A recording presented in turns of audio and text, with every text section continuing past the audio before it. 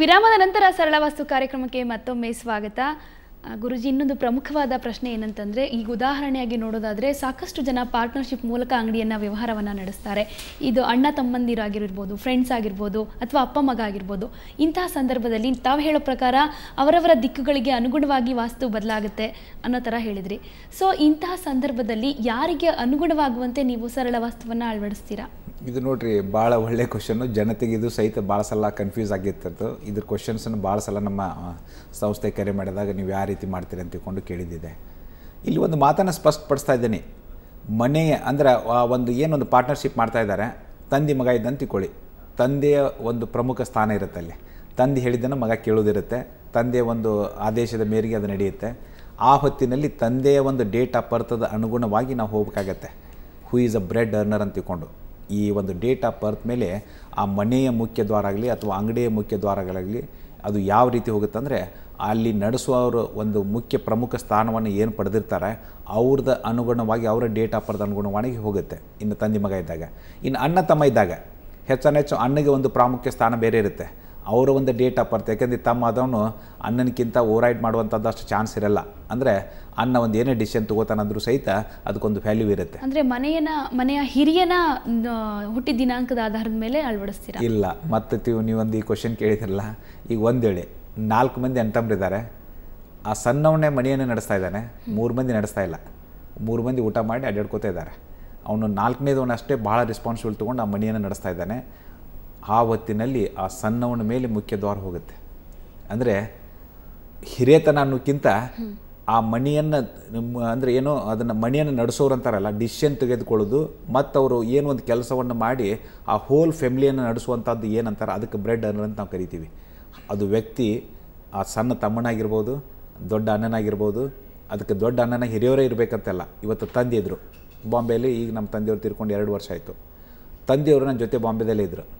ಅವರೊಬ್ಬರು ಒಂದು ದೊಡ್ಡ ಪದವಿದೊಳಗೆ ಇದ್ದು ಒಂದು ದೊಡ್ಡ ಸಂಸ್ಥೆ ಇದ್ದು, ಒಂದು ಎಜುಕೇಷನ್ ಸಂಸ್ಥೆ ಇದ್ದು, ಮತ್ತು ದೊಡ್ಡ ಬಿಸ್ನೆಸ್ದಾರು. ಅವರ ಡೇಟ್ ಆಫ್ ಬರ್ತ್ ಮೇಲೆ ನಾನು ಇರುವಂಥ ಬಾಂಬೆದಲ್ಲಿ ನನ್ನ ಜೊತೆ ಇದ್ದಾಗ ನನ್ನ ಡೇಟ್ ಆಫ್ ಬರ್ತ್ ಮೇಲೆ ಹೋಗಿತ್ತು. ಹಿರಿಯರು ನಮ್ಮ ಮನೇಲಿ ಇದ್ದಾರೆ, ಅವ್ರ ಡೇಟ್ ಆಫ್ ಬರ್ತ್ ಮೇಲೆ ನಮ್ಮ ಮನೆಗೆ ಹೋಗೋದಂಥದ್ದಲ್ಲ. ಕಾರಣ ಮನೆಯನ್ನು ನಡೆಸೋ ನಾನಿದ್ದೆ.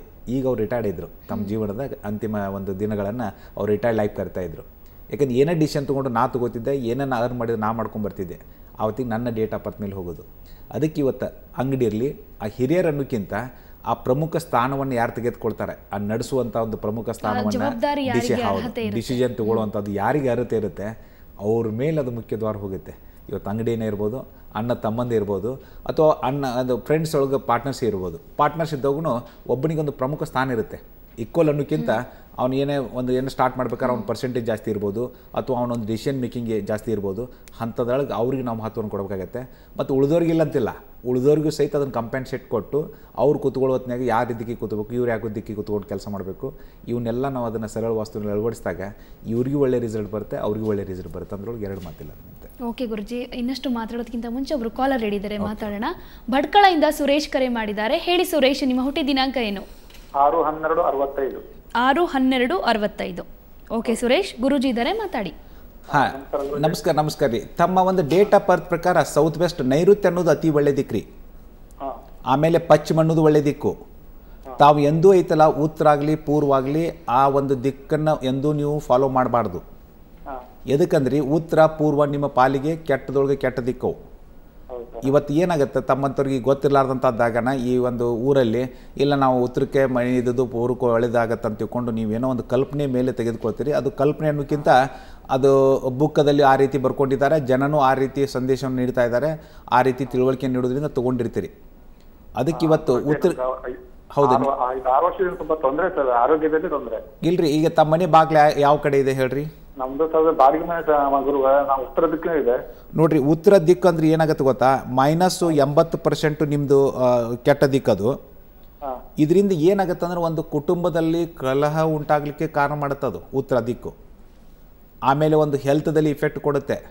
ಒಂದು ಏನೇ ಕೆಲಸವನ್ನು ಮಾಡಿದರೂ ಸಹಿತ ಏನಪ್ಪ ಒಂದು ಕೂಡೋದಿಲ್ಲ ಅಂತ ಅನ್ನೋಷ್ಟು ಮಟ್ಟಿಗೂ ಹೋಗಿಸುತ್ತೆ. ಅದಕ್ಕೆ ನೀವು ಎಂದೇ ಇವತ್ತು ಬಾಡಿಗೆ ಮನೆ ಇದ್ದೀರಿ ಅಂತಂದರೆ ಇನ್ನೊಂದು ಸಲ ನಾನೊಂದು ಇವತ್ತು ಏನೋ ನನಗೆ ಫೋನ್ ಮಾಡಿದ್ದೀರಿ, ಆ ಫೋನಿನ ಮೂಲಕ ತಮಗೆ ನಾನು ಹೇಳಿ ಬಯಸ್ತಾ ಇರೋದು ಅಂತಂದರೆ, ಇವತ್ತು ಏನು ಅದನ್ನು ಎಷ್ಟು ದಿವಸ ಇದ್ರಿ ಇರಲಿ. ಯಾಕಂದರೆ ಅದೇ ಅವರು ಉತ್ತರದನ್ನು ಸ್ವಲ್ಪ ಈಶಾನ್ಯ ಅಭಿಮುಖವಾಗಿ ಕಾರ್ಪೆಂಟ್ರಿ ಕೆಲಸವನ್ನು ಮಾಡಲಿಕ್ಕೆ ಕೊಡ್ತಿದ್ರೆ ಅದು ನಿಮ್ಗೆ ಅದೇ ಮನಿನ ಒಳ್ಳೆ ರಿಸಲ್ಟ್ ಕೊಡಲಿಕ್ಕೆ ಸಾಧ್ಯ ಐತಿ. ಇಲ್ಲಪ್ಪ ಅಂದರೆ ನೀವೊಂದು ಬೇರೆ ಮನೆಯನ್ನು ಹಿಡಿಯೋತ್ನಾಗ ಪಶ್ಚಿಮದ ಅಭಿಮುಖವಾಗಿದ್ದಂಥದ್ದು ಒಳಗಿತ್ತುಕೊಂಡು ಹೊರಗೆ ನೋಡ್ಬೇಕ್ರಿ. ಮತ್ತು ಎಷ್ಟೋ ಜನಕ್ಕೆ ಅದು ಸ್ವಲ್ಪ ಗೊತ್ತಿಲ್ಲ. ಒಳಗಿಂದ ಹೊರಗೆ ಹೋಗೋತ್ನಾಗ ನೋಡ್ತಾರೆ, ಅಂದರೆ ಹೊರಗಿಂದ ಒಳಗೆ ಬರೋತ್ನಾಗ ಅದು ಪೂರ್ವ ಅಂತ ತಿಳ್ಕೊಂಡು ಬರ್ತಾರೆ, ಅದು ಪಶ್ಚಿಮ ಇರುತ್ತೆ. ಅದಕ್ಕೆ ಪಶ್ಚಿಮ ದಿಕ್ಕಿನ ಒಂದು ಮನೆಯ ಬಾಗಿಲನ್ನು ಹಿಡ್ಕೊಂಡು ಇದೇ ಬಾಡಿಗೆ ಮನೆಗೆ ನೀವು ಶಿಫ್ಟ್ ಆದರೆ ಅಲ್ಲಿ ಎಲ್ಲ ಒಂದಿಷ್ಟು ಏನು ಕರೆಕ್ಟ್ ಹೊಂಟಂದರೆ ನೀವು ಮುಂದೆ ಸ್ವಂತ ಜಾಗವನ್ನು ತೊಗೊಂಡು ಸ್ವಂತ ಮನೆಯನ್ನು ಕಟ್ಟಿಸ್ಬೋದು. ಇಲ್ಲಾಂದ್ರೆ ಏನಾಗುತ್ತೆ, ಸುಮ್ಮನೆ ಜೀವನ ನಡೆಸ್ತಾ ಇದ್ದೀವಿ, ಅದಕ್ಕೊಂದು ಹೆಲ್ತಿಗೆ ರೊಕ್ಕ ಹಣವನ್ನು ಹಾಕ್ತಾಯಿದ್ದೀವಿ, ಇದಕ್ಕೆಲ್ಲ ಹಾಕ್ತಾಯಿದ್ದೀವಿ, ಯಾರಿಗೆ ಕೊಟ್ಟದ್ದು ಒಳಗೆ ಬರ್ತಾಯಿಲ್ಲ, ಇವೆಲ್ಲ ಘಟನೆಗಳು ನಡಲಿಕ್ಕೆ ಶುರುವಾಗುತ್ತೆ. ಅದಕ್ಕೆ ಸ್ವಲ್ಪ ಲಕ್ಷ್ಯ ವಹಿಸಬೇಕು. ಓಕೆ, ನಮ್ಮ ನೆಕ್ಸ್ಟ್ ಕಾಲರ್ ಮೈಸೂರಿಂದ ಸಿದ್ದಯ್ಯ ಕರೆ ಮಾಡಿದ್ದಾರೆ. ಹೇಳಿ ಸಿದ್ದಯ್ಯ, ನಿಮ್ಮ ಹುಟ್ಟಿ ದಿನಾಂಕ ಏನು? 18/7/1954 ಮೇಡಮ್. ಇನ್ನೊಂದ್ಸಲ ಹೇಳಿ. 18/7/1954. 18/7/1954. ಓಕೆ, ಗುರುಜಿ ಇದ್ದಾರೆ, ಮಾತಾಡಿ. ನಮಸ್ಕಾರ ರೀ. ತಮ್ಮ ಡೇಟ್ ಆಫ್ ಬರ್ತ್? ನಾನು ಪೊಲೀಸ್ ಕ್ವಾರ್ಟರ್ಸ್ ಮೈಸೂರಿಂದ. ಹೌದಲ್ರಿ. ತಾವು ನೋಡ್ರಿ, ಡೇಟ್ ಆಫ್ ಬರ್ತ್ ಪ್ರಕಾರ ಆಗ್ನೇಯ ಅನ್ನೋದು ಅತಿ ಒಳ್ಳೆ ದಿಕ್ಕು, ಪೂರ್ವನು ಒಳ್ಳೆ ದಿಕ್ಕ್ರಿ. ಈಗ ತಾವು ಬಂದು ನೋಡ್ಕೊಂಡು ಹೋಗಿದ್ದಾರೆ ಗುರುಗಳೇ ತಮ್ಮಲ್ಲಿ ಒಬ್ರು. ಹೌದಾ? ಮುಂದೆ ಏನು ಮಾಡಿಸ್ಕೊಂಡಿದ್ದೀರೋ ಅಥವಾ ಇನ್ನ ಮಾಡಿಸ್ಕೊಳ್ಳೋದು ಬಾಕಿ ಇದೆಯೋ? ಮಾಡ್ಕೊಂಡಿಲ್ಲ ಗುರುಗಳು, ಬಂದು ಎಲ್ಲರೂ ಬರ್ಕೊಂಡು ಹೋಗಿದ್ದಾರೆ ಎಲ್ಲವೇ. ಹೌದಲ್ಲ, ಮೊದಲು ಹೇಳಿ ಹೋಗಿದ್ದಾರೆ. ಬರ್ಕೊಂಡು ಟೇಪ್ ತಗೊಂಡು ಅರ್ಥ ಮಾಡ್ಕೊಂಡು ಹೋಗಿದ್ದಾರೆ ಗುರುಗಳೇ. ಹೌದ್ರಿ. ಹಂಗಾದ್ರೆ ಒಂದು ಕೆಲಸ ಮಾಡ್ಬೇಕ್ರಿ, ತಾವು ಏನೋ ಒಂದು ಡಿಪಾರ್ಟ್ಮೆಂಟ್ಲಿ ಇದ್ರಿ, ಹೌದಾ? ತಮ್ಮಂಥವ್ರಿಗೆ ನಾನು ಹೆಲ್ಪ್ ಮಾಡಲಿಕ್ಕೆ ತಯಾರಿದ್ದೀನಿ. ಆಮ್ಯಾಗ ಅವ್ರಿಗೆ ನಮ್ಮವ್ರಿಗೆ ಹೇಳ್ತೀನಿ ಕಡಿಮೆ ವೆಚ್ಚದಲ್ಲಿ. ಇಂಥ ಒಂದು ಕ್ವಾರ್ಟರ್ಸು ಸಹಿತ ನಿಮ್ಮ ಮೇಲೆ ಪ್ರಭಾವನ ಬೀರುತ್ತೆ. ಯಾಕಂದ್ರೆ ಇವತ್ತು ಏನೋ ಪಾಪ ಗೊತ್ತಿಲ್ಲಾರ್ದಾಗ ನೀವು ಏನೋ ಒಂದು ಕ್ವಾರ್ಟರ್ಸ್ ಅಂತ ಹೋಗಿರ್ತೀರಿ. ಕ್ವಾರ್ಟರ್ಸ್ ಇವತ್ತಿನ ಡೇಟಿಗೆ ಗೌರ್ಮೆಂಟದ ಕ್ವಾರ್ಟರ್ಸ್ನಲ್ಲಿ ಸಾಕಷ್ಟು ಸಮಸ್ಯೆ ನೋಡಿಬಿಟ್ರೆ, ಸಮಸ್ಯೆಗಳಿಂದ ತುಂಬಿದಂಥ ಮನೆಗಳನ್ನು ನನಗೆ ಸ್ಪಷ್ಟ ಗೊತ್ತಾಗುತ್ತೆ. ಹೊರಗಿಂದ ನೋಡಿಬಿಟ್ರೆ, ಒಳಗಿಂದ ಅಲ್ಲ.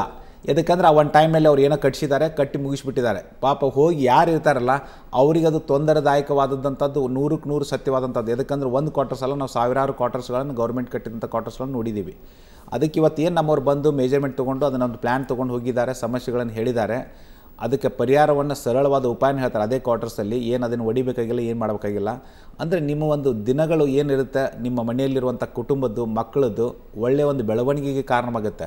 ಇಲ್ಲ ನಾವು ಕ್ವಾರ್ಟರ್ಸಲ್ಲಿ ಇದ್ದೀವಿ ರೀ, ಅಲ್ಲೇನು ಮಾಡೋಕ್ಕೆ ಸಾಧ್ಯತೆ ಇದೈತೆ ಅಂತ ತಿಳ್ಕೊಂಡು ಬಿಟ್ಟೋರು ಇದ್ದಾರೆ. ಎಷ್ಟೋ ಜನ ಕ್ವಾರ್ಟರ್ಸಲ್ಲಿ ಮಾಡಿಕೊಂಡು ತಾವು ಮತ್ತೊಂದು ಸ್ವಂತ ಜಾಗವನ್ನು ತೆಗೆದುಕೊಂಡು ಮಾಡಿಕೊಂಡು ಒಂದು ಸ್ವಂತ ಮನೆಯನ್ನು ಕಟ್ಟಿಸ್ಕೊಂಡು ಹೋದವರಿದ್ದಾರೆ. ಅದಕ್ಕೆ ಸ್ವಲ್ಪ ಅದನ್ನು ನಾನು ನಿಮ್ಮಂಥವ್ರಿಗೆ ಸ್ಪೆಷಲಿಯಾಗಿ ಹೆಲ್ಪ್ ಮಾಡಲಿಕ್ಕೆ ತಯಾರಿದ್ದೀನಿ. ಅದನ್ನು ನೀವು ಮಾಡಿಸ್ಕೊಂಡ್ರೆ ಪರಿಹಾರ ಅನ್ನೋದು ಅಂತಾರಲ್ಲ, ನಿಮಗೆ ಒಳ್ಳೆ ರಿಸಲ್ಟ್ ಬರುತ್ತೆ ಅಂತ ನಾನು ಹೇಳ್ಬೋದು.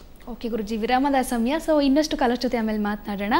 ವೀಕ್ಷಕರೇ, ನೀವು ನಿಮ್ಮ ಮನೆಗೆ ಸರಳ ವಾಸ್ತುವಿನ ಸೇವೆಯನ್ನು ಅಳವಡಿಸ್ಕೋಬೇಕಾದ್ರೆ 9448286755 ಅಥವಾ 9448286756 ಈ ನಂಬರ್ಗೆ ಕರೆ ಮಾಡ್ಬೋದು. ಇನ್ನು ಉಚಿತವಾದ ಸೇವೆ ವೆಬ್ಸೈಟ್ ಮೂಲಕ ತಿಳಿಯೋದ್ರಿಂದ www.saralavastu.com ಅಲ್ಲಿ ಲಾಗಿನ್ ಆಗಿ ನಿಮ್ಮ ಹುಟ್ಟಿ ದಿನಾಂಕ, ಹೆಸರನ್ನು ತಿಳಿಸಿದ್ರೆ ನಿಮ್ಮ ಉತ್ತಮ ದಿಕ್ಕು ಕೆಟ್ಟ ದಿಕ್ಕಿನ ಬಗ್ಗೆ ಉಚಿತವಾದ ಮಾಹಿತಿಯನ್ನು ಪಡಿಬೋದು. ಈಗ ಒಂದು ವಿರಾಮದ ನಂತರ ಸರಳ ವಾಸ್ತು ಕಾರ್ಯಕ್ರಮ ಮತ್ತೆ ಮುಂದುವರಿಯುತ್ತೆ.